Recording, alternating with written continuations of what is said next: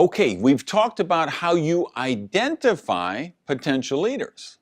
Now let's look at how we actually nurture and develop those potential leaders into true leaders. I think I would set the stage with this statement. Here's what I think you have to do. You must influence, inspire, challenge, hold accountable, and lead, and do all of this with integrity. You have to do all of those things, and you have to do them with integrity, because that's what causes people to want to become leaders on your team. That's what causes people to want to become like you. That's what causes people to want to follow you. So let's look at some specifics. What are some of the tools and strategies that will allow that to take place? And I've created a list here for you of a dozen items. And what these are I guess the best way for me to categorize them would be, these are the drivers that cause people to aspire to more. Aspire to have more, do more, and become more. These are the drivers that cause them to do that. Any human, I think these really, I was almost going to make a joke and say every life form, but that's not really true, because I don't think it's true for giraffes and hippopotamuses and amoebas. But for human beings, I think this list of 12 things, these are the drivers that cause them to aspire to more. Number one on the list, the most important one, example. Our business is all about modeling the behavior, setting the example. And if you want to be a great leader and you want to inspire your people to become great leaders, you have to set the example for them. So example is are you on time, you punctual for events? Do you attend all the events? Do you address in a professional way? Do you honor copyrights? Do you nurture your people? Are you there for your team? Do you follow the system? All of the stuff we're talking about all through this platform over and over, are you the example of that? Number two is inclusion. Now, this is a pretty fascinating one, and I'm going to also talk about number three, which is exclusion. So number two is inclusion, number three is exclusion. Now, these are really obviously completely different than each other, but very interrelated in terms of how they aspire people to do more. People want to be part of the club. That's part of the inclusion thing. We want to create a team that people want to be a part of. And this is a powerful driver. The fact, Orrin Woodward, he jokes about, there's people in your group, they're there every month because they come for the cookies, right? And they're driving there thinking, are they going to do peanut butter, or are they going to do chocolate chip, or are they doing oatmeal raisin? So that's a funny story when Orrin tells it, but there's a lot of truth in that. And I think there's people who join your organization stay in your organization because you have a talent show every year at the convention. And they're the most amazing karaoke singer, and they're in there because once a year they get to shine when they do their karaoke performance at the convention. There's people who come for the refreshment, and there's also people who come just because that's the one day of the month or one day of the week when they're around positive people who celebrate success of the people around them. Because they're in a horrible job, they're in a horrible relationship, they're in people who try to tear them down all the time. And this every other week or once a month or whatever, they get together with the team. These are people who want to build them up. That's inclusion. So leaders create an environment that people want to be a part of. This is why people join gangs. This is why people join cults. This is why people join religions. This is why people join movements. They want to be a part of something bigger than themselves. Now, on the flip side of that exclusion, you have to practice exclusion sometimes. So I've always got events that are for certain ranks and above to get into those training. And I don't do it to be mean to the other people. You set it up that way because there's certain training that people, you can't give them when they start in the business or their head would explode, right? They're not ready for that. What would be really powerful leadership training to somebody at a high rank would be a distraction to a beginner in the business, because they would spend all their time trying to figure out why they're teaching this stuff and how does that apply to them, and they're being confused because they're not at that level of understanding yet. Same thing with trips and rewards and incentives.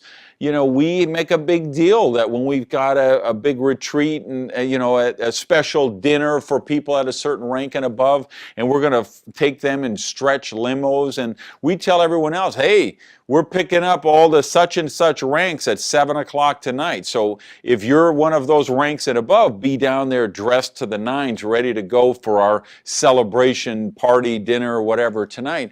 And you guys who aren't at that rank, boy, be downstairs at 6:45 and just feel the burn. See those people coming down, take pictures of them, look at those limos, and you make a commitment to yourself that next year you're going to be one of the people going in those limos, right? That's how we use a tool like exclusion in a situation like that. Number 4 in the list is expectations. Leaders create expectations for their followers. They create expectations for their potential leaders. That example I gave you when I was president of the Speakers Association, I went and told people, I'm doing that all the time in this business.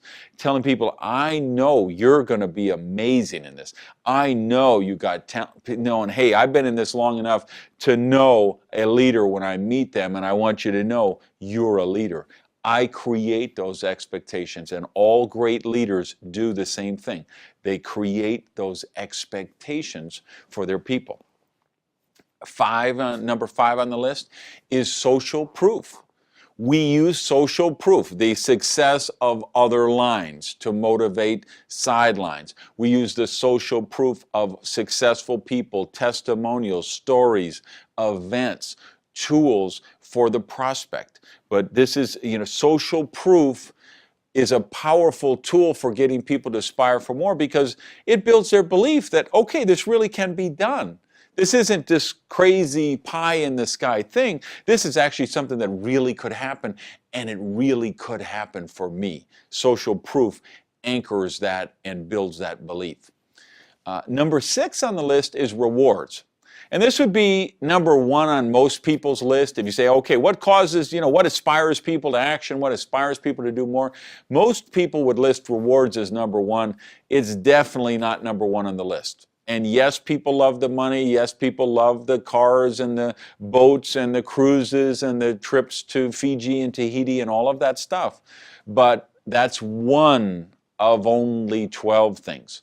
That's one, and not certainly the most powerful of the 12 things, but it's one of them. People do like rewards, and I'm a big believer in rewards. I love contests and prizes, and people win an iPad for doing this, and they win a cruise for doing that, and they get a bonus car if they qualify with this much rank and this much volume. They win a cruise if they sponsor X number of people and this many new customers and this much total group volume. I'm all for that. Just know that's one of the 12. It's not the most important. Number 7 on our list would be campaigns.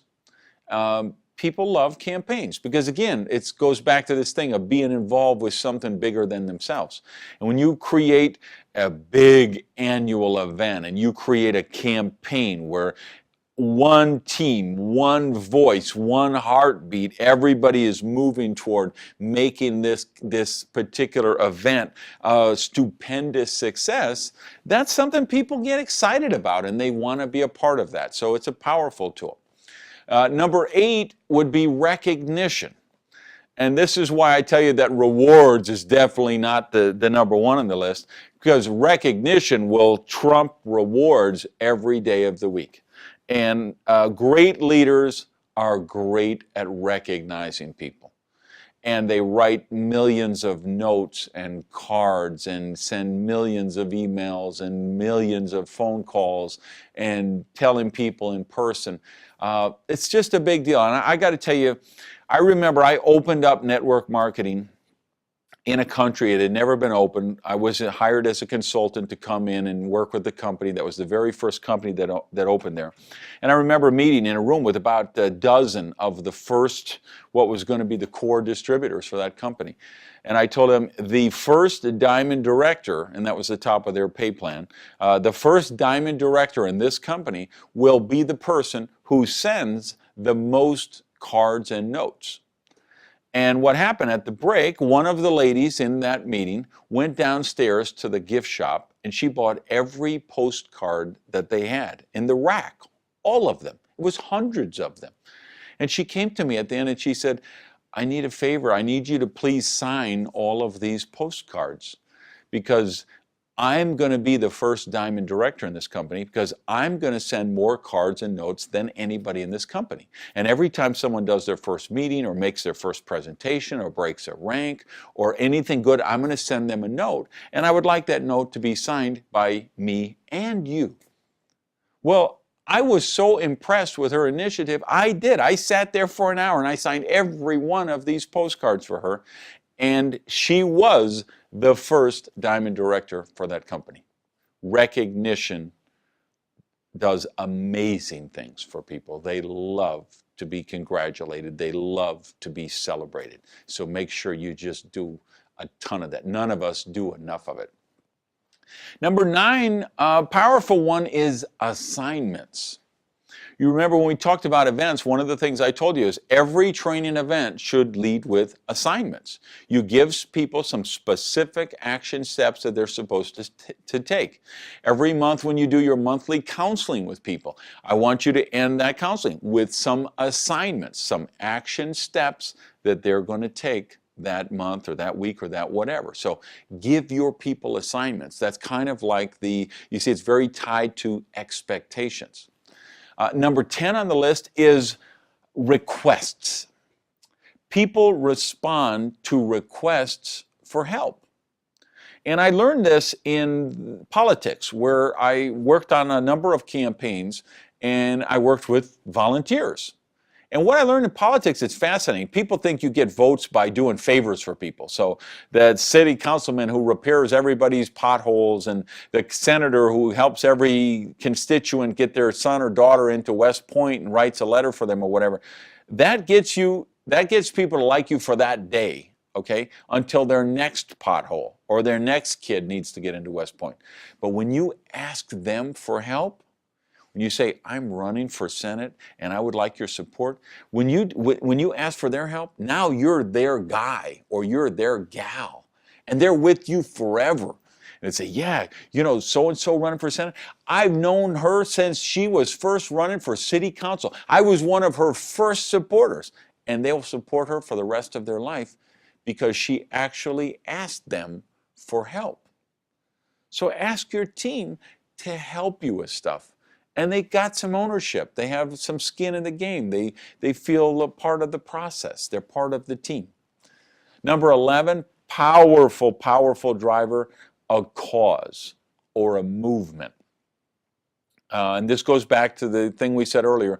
People want to be part of something bigger than themselves. So you might have a campaign for an event, but you have a cause, which is the foundation that you and your company do, that builds orphanages for kids around the world, or does cleft palate surgery for kids who need it, or puts books in third world schools, or you know, your mission of your company is restoring health and wellness, or your mission is to bring about better literacy. You know, what's the bigger cause that people are going to be a part of when they join your team? Because that certainly makes them aspire for more. And then number 12, to round out the list, is reciprocity. And you know, if you ever read that book, Influence by Cialdini, very powerful driver of human behavior.